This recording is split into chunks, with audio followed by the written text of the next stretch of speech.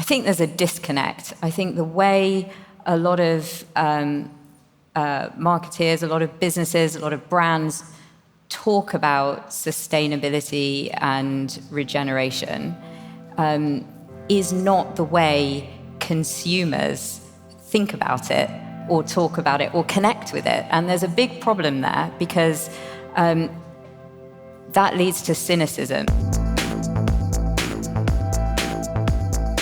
Hannah, Sam, thank you so much for joining us. Sam, some people in the audience may not know who WaterBet are, because you're quite a new startup, so please tell us. Thanks, Seb. Yeah, we were once called the Netflix for nature. I hope everyone here knows what a water bear is, but if you don't, it's a tardigrade, a microscopic organism. It's one of the most resilient animals on Earth, and we've quickly learned that storytelling at scale linked to action can really create tangible impact. So we're a media platform and streaming network dedicated to the future of our planet. So you make content, you have a platform you distribute it on. How does it work? Exactly. We are a creative studio, impact-led, creating beautiful stories from around the world. We work with hundreds of creatives and storytellers and creatives from the global south. We also are then distributing that content around the world on our platform for free, which is the best part. And Hannah, WPP, probably slightly better known as a massive organization.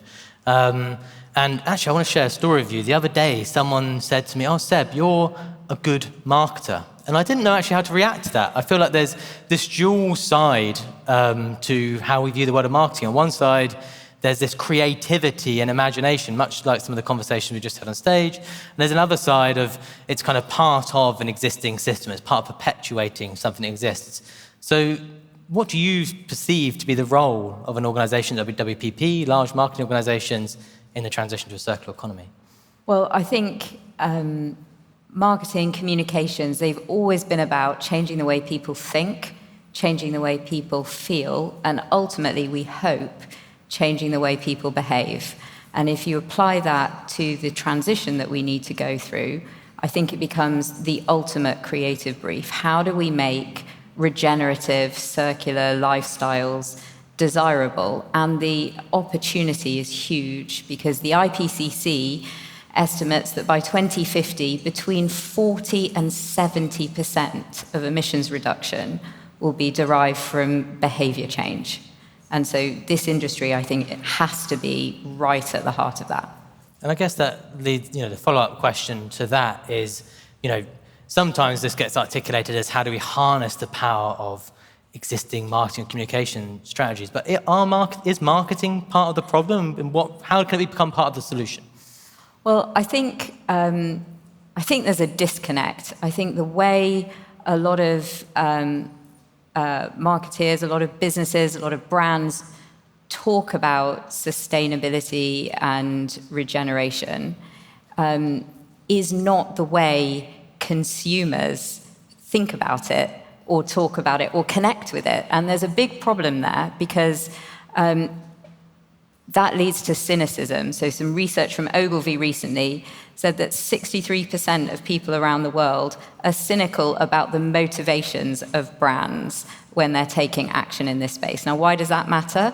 Because if you're cynical about the actions people are taking, it leads very quickly to feelings that this is misinformation. And we've seen a big rise in the concept of greenwashing.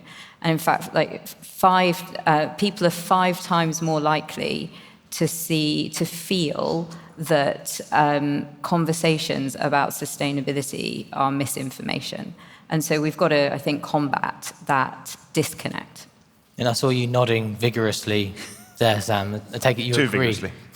I do agree. I think one of the things that we always try to talk about is the idea of telling stories, but not telling your story. And I think that links to greenwashing, of course, and I think lots of brands, particularly those in this room, need to obviously be bolder and more creative with their storytelling. And I think that idea of communicating amazing things that are happening around the world, so many of which we've heard about today, can really start to move away from this idea of skepticism and trust in audiences. Bring that to life for us a little bit. What does it mean to tell stories but not your story if you're a FMCG brand, for instance? That's a great question. I think one of the things we always try to do is have an ever-evolving slate of incredible films from around the world. So we are constantly scouring the earth for the best and most relevant pressing stories of our time. That could be stories of inspiration, of hope, from any country in the world. And what we're doing is then working with our partners, the brand partners that we work with, and making those stories possible. So we're really trying to embody the values of the brands and turn that into compelling entertainment formats that can really be a Trojan horse for impact and the messaging that that brand really wants to get through to an audience. And I guess that resonates with what we heard on stage from Ez and Francesca, that kind of role of not preaching, but amazing and entertaining in film, because documentaries have the same background in some ways, right? They've been very much effective articulations of problems and challenges, sometimes with sort of 5 minutes reserved at the end where they, give you a glimmer of what could be possible. How do we move to formats that genuinely engage people in a way that you described as a Trojan horse, Sam? Yeah, I think still the average American watches about 3 hours of TV a day, which if you think about working and sleeping and watching TV, there's not much left for anything else. So if we're trying to get... You're saying we just work, sleep, watch TV. I mean, that's my life, Seb, but yeah. We have an opportunity there to turn that content time, to turn that viewing time into impact. And I think to do that, we need to find formats and media that can really start to engage people in that lean-back entertainment zone. And that's through being really creative with formats, as you say. Eat, sleep, TV, repeat. Well, that's actually our mission statement. I think format is key, but I think it's also about finding the issues that really matter to your audience, and in the case of brands, to your consumers. And we talk an awful lot in marketing about a value-action gap. And when it comes to sustainability, that gap is huge. So around the world, around 90% of people say they want to live a more sustainable lifestyle, and around 16% change their behavior. Now, what if we were to see that gap as a market failure? There are unmet needs there. There are underserved audiences there. What if we could better serve them and really hone in on what matters to them? So for the circular economy, the cost of living crisis is a real issue that's keeping people awake at night. That's a great route in to talking about a circular economy, to tackling issues like food waste. It's about meeting consumers where they're at, but that's not enough for brands to be credible in this space. It's not just about finding an issue that matters to consumers. It's also about telling stories that connect to your most material impacts as a brand, that tackling that elephant in the room. And I don't think it's just about telling stories, it's about living them. It's about backing it with action, because action speaks so much louder than words. And I was going to ask that question, actually, like, that a cynic, obviously not me, but a cynic in the room might say, well, that's not a storytelling gap, that's a kind of like solutions gap. What's your response to that? Well, I think I've worked in the sustainability space for longer than I'm going to disclose, and I think more now than ever before, we're connecting the dots across the business.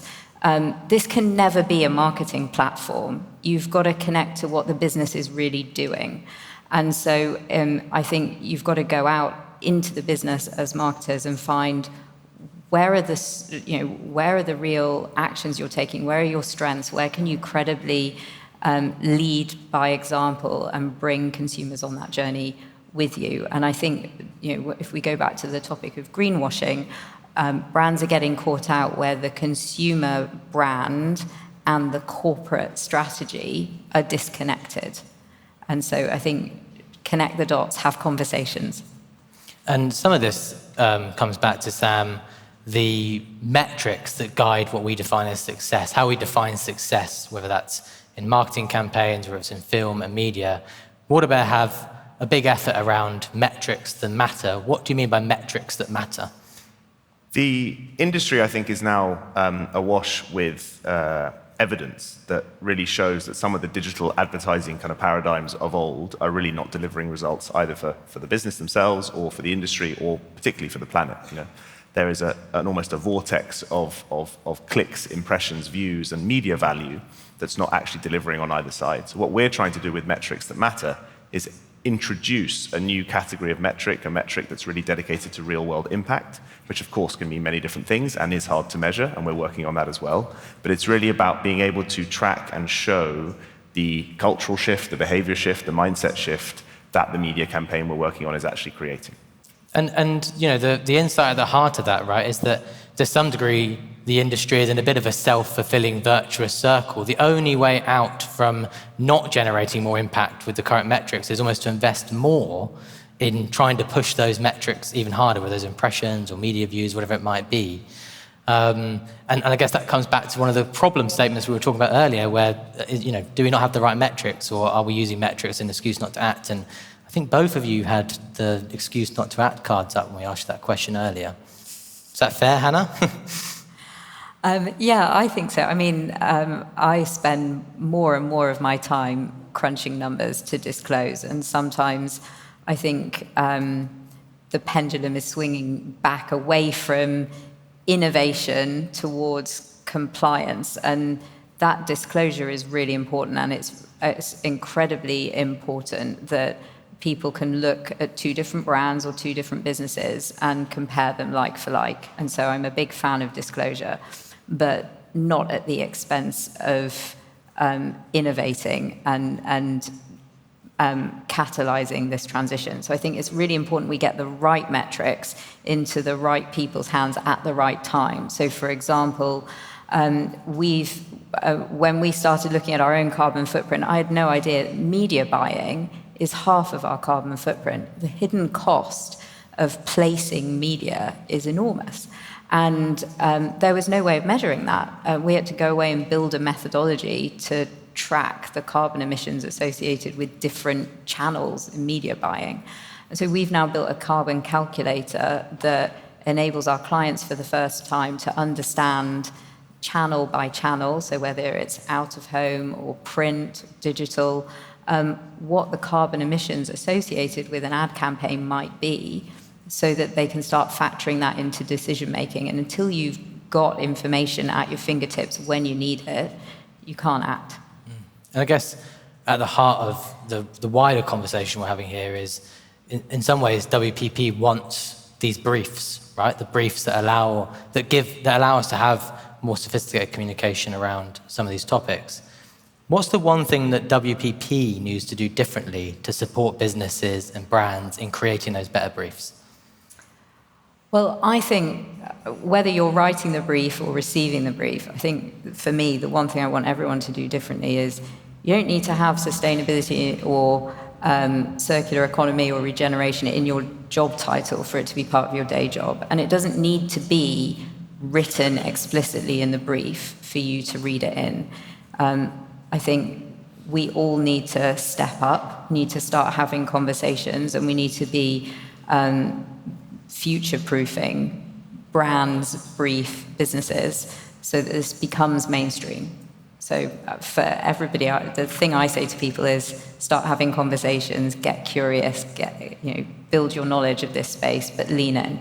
Get started. Yeah, don't wait for it to be in the brief. And Sam, I want to sort of get to the close here by going a bit meta for a moment. I think everyone in the audience is ready for something a little bit meta. The Foundation and Waterbear have announced a strategic partnership. Today. Exciting. Big news. And to some degree, some of Waterbear's work has a familiarity to it, right? It's content that's designed to drive actions that might be familiar. Petition sign-ups, for instance. To another degree, like what we need to do is much bigger than that. It's not a single behavior change or any individual action. It's a kind of whole mindset shift and whole redesign of the economy. So my meta question to you is, can Waterbear do that? Yeah, by tomorrow, I think, Seb, actually.